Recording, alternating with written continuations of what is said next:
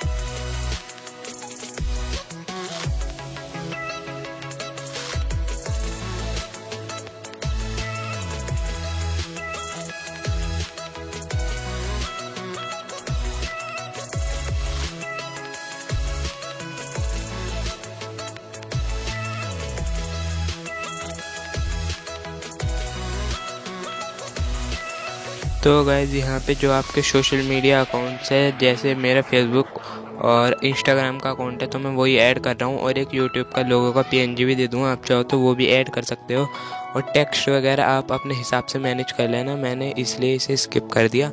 जो उनसा फ़ॉन्ट वगैरह आपको अच्छा लगे वो आप मैनेज कर सकते हो। और अब आगे का ट्यूटोरियल देख लो। इधर की साइड आपको अपने चैनल का नेम डालना और बीच में जो है वो आप अपने चैनल की फ़ोटो या लोगो लगा सकते हैं या अपनी फ़ोटो लगा सकते हैं। मैंने अपनी फ़ोटो लगाई है और ये चैनल बैनर आर्ट हमारा बनकर तैयार होने वाला लगभग। आप वीडियो के एंड तक देखते रहो।